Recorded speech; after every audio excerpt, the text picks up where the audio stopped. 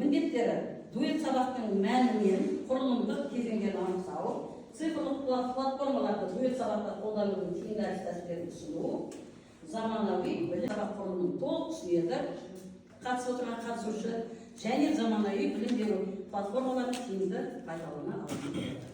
Так, енді біз тарих және математика геометрия пәнінің мұғалімі дуэт сабағы өтіп жатырмыз. Біздің тақырыбымыз ежелгі Египеттегі пирамидалар тақырыбы.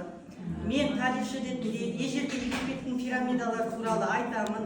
Яғни ол пирамидалардың ең үлкендігі Хеопс пирамидасы, ол Акад, Шумер Акадтықтан қалған біздің заманымыздан бұрынғы. Бұл Египеттегі пирамидалардың саны өте көп және олардың көлемі де, яғни биіктігі де бір-біріне ұқсамайтын. Жаңа ғана айтып өткендей, ең үлкен пирамида бұл жердегі Хеопс пирамидасы.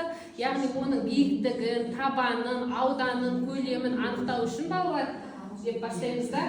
Көлемін табу үшін, яғни бұл пирамидалар бізде бөлінеді. Дұрыс пирамида деген табанында, яғни бұл табан егер 4 болатын болса, ол дұрыс пирамида. Сосын тетраэдр деген пирамида бар, яғни ол табанында 3 бұрыш болатын болса, тең пирамида. Бізде ол пирамида тетраэдр деп аталады.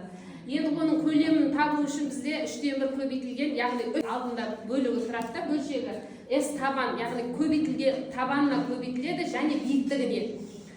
Бұл сол кезде пирамиданың көлемін табуға болады, табанына қарай. Одан кейін толық бетінің ауданын, S бүйір бетінің ауданын табуға болады. Оған S табанына, яғни табанның ауданына бүйір бетінің ауданын қосса, яғни толық бетінің ауданы шығады. Сөйтемізді топқа береміз тапсырма. Біз диалогтық моделін аламыз.